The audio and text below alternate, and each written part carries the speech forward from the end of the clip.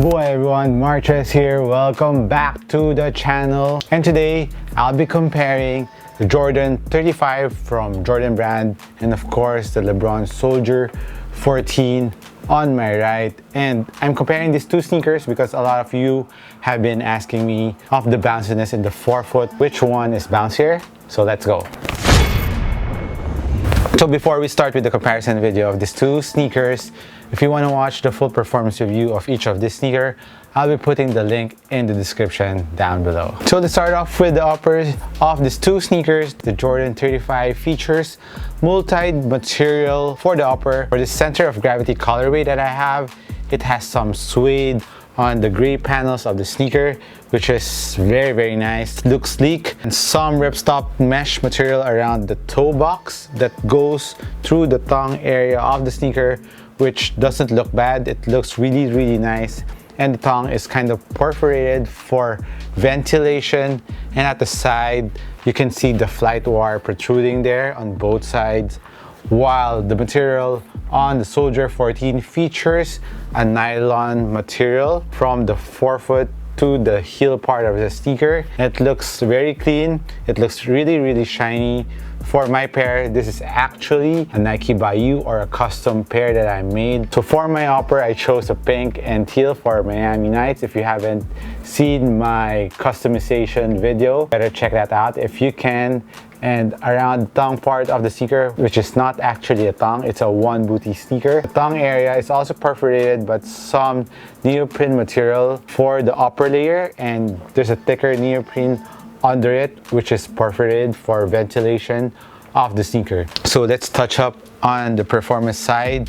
For the support around the forefoot area, I would say both are pretty much the same. Both are very supportive around the forefoot, especially in the lateral part of the sneaker. Both can contain your lateral movements. For the Soldier 14, the cushion goes up around the lateral part, which contains your foot around the forefoot, while for the Jordan 35, although the cushion doesn't go up that much compared to the Soldier 14, this material, the suede, really contains your foot very well. I like the comfort of it better than the Soldier 14. So this is actually dual purpose material. It contains your foot at the same time.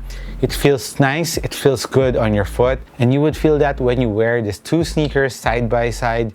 You will feel that it has a much softer feel for the Jordan 35, and it also gives you a nice lateral support. Doesn't give any pinching around that part, which is really good.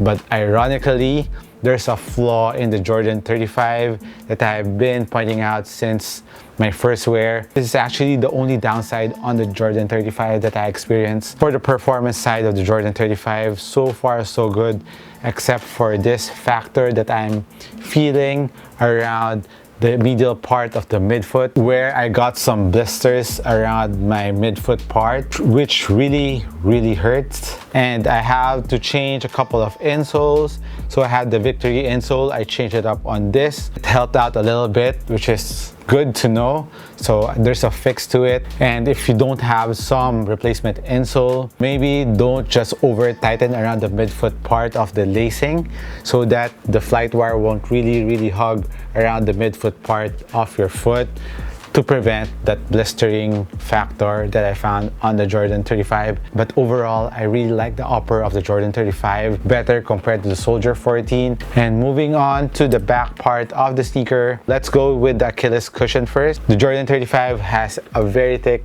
Achilles cushion, which is really nice. It's a nod to the Jordan 5 too. Jordan 5, as you know, has very thick paddings around the ankles or Achilles part, which is also very good on this 35s because it's really comfortable. It gives you that heel containment and lockdown that you need. And comparing it to the Soldier 14, the Soldier 14 has Achilles pillows too, but not as thick and not as comfy as the ones on the Jordan 35. Plus the lockdown, I would say the Jordan 35 has a better lockdown. Plus around the ankle area, it's a lot thicker compared to the one booty upper of the Soldier 14. And also a factor is on the last lace loop of the Soldier 14, it doesn't have any strings going down to the ankle part or the heel part of the sneaker. So when you pull it, it's just tightening around the area, but nothing is pulling your foot down to the heel, so that's a factor. The Jordan 35's lockdown is really good compared to the Soldier 14s. And as for the ease of wear, of course, Jordan 35 wins it again because it has a traditional lacing system and a thong which really opens up really wide, so you can easily slip your foot very quick in an instant. And comparing to the Lebron 14s, which you really need to loosen up the laces, and it's covered underneath this neoprene material, and it's a one booty upper, so you really need to pull it first. At first it was kind of hard, but once you have broken in the Lebron Soldier 14s, it becomes a lot softer and it becomes easier to put your foot in the Soldier 14s. Now, moving on to the cushion of these two sneakers, where a lot of your questions are. I know you're asking because the Soldier 14 is cheaper or more affordable compared to the 35s. So for the zoom unit in the forefoot of the Soldier 14s, it's this area, which is already a big zoom unit, but comparing it with the Jordan 35s, the zoom unit of the 35s, I think, is from here going to this part. So it's actually double the size of the zoom unit on the Soldier 14s. So there's a big difference in terms of the feel of the bounciness around the forefoot area. And the Jordan 35 is really closer to the ground compared to the Lebron Soldier 14s. The Soldier 14's bounciness around the forefoot is really nice. It has a thicker carrier phylon around the zoom unit, so it's a little bit thicker. So it's a little bit higher off the ground compared to the 35. So it really depends on your preference. But the bounciness of the 35s, given that it's really close to the ground, is really nice. I really like it. I can really feel the bounciness in a bigger area around my forefoot compared to the Soldier 14. So if you want that feel for the entire forefoot bounciness, of course, Jordan 35 is for you. While the Soldier 14s, if you don't mind it, just around the ball of your foot and even to the lateral part of the ball of your foot, the Soldier 14 is good enough in terms of bounciness, and it's really bouncy too. But like I said, really depends on your preference. If you want to feel bounciness on the bigger part of your foot, of course, the Jordan 35 is for you. On the impact protection on these two sneakers is another big difference. The Soldier 14's phylon is thicker and there is a zoom unit in the heel, but on the 35s, there's an unlocked zoom unit which also has a bigger surface area covered around the heel. And as for impact protection, I felt it more and it's better on the 35s compared to the Soldier 14. I know it's surprising, but I think the main reason is because the phylon is really caged up around the Soldier 14. This plastic piece that you can see really kind of constrains the phylon to expand going back. So it just compresses around the middle part of the heel, while on the lateral part of the heel, there's also this TPU plate that kind of constrains the phylon to expand more. While on the Jordan 35, the phylon is exposed, while the zoom in is also unlocked around here. So it really gives you a very nice impact protection, even though you are closer to the ground. So in terms of overall cushion, I would lean more towards the Jordan 35. It's closer to the ground, it's really bouncy, it has a very nice impact protection too. If you're a player who likes a thicker cushion and a very nice bouncy feel too around the forefoot area, then the Soldier 14 ain't that bad either. Moving on to the outsole of these two sneakers, this is where the Soldier 14 wins over the Jordan 35. Although the Jordan 35 indoor courts is amazing, the traction really grips hard, and also the Soldier 14 does that too, but the durability of the material of the rubber of both sneakers are very different.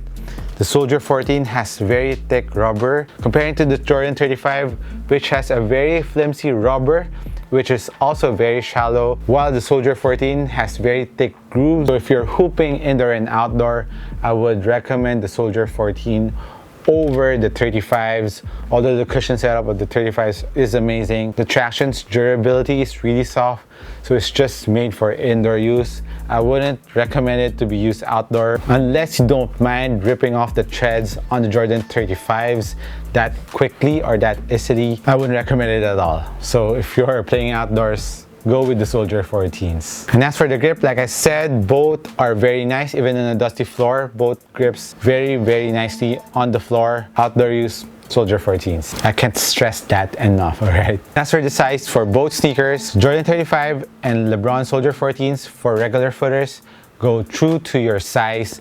While if you're a wide footer, go half a size up. As for the price of these two sneakers, the Jordan 35 is priced at 9,600 pesos, so that's around 190 US dollars. While the Soldiers is 7,200 pesos, that's around 140 US dollars, so around $50 difference, more or less, between these two sneakers. So if you're more on a budget, the Soldier 14 is not that bad. It is a good performer.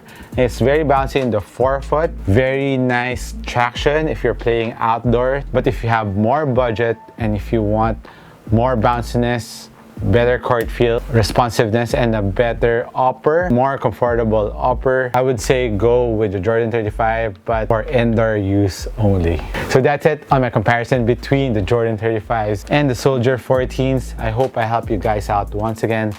Let me know in the comments down below what you think about these two sneakers. Thank you again for watching. I'll catch you on the next one. Cheers!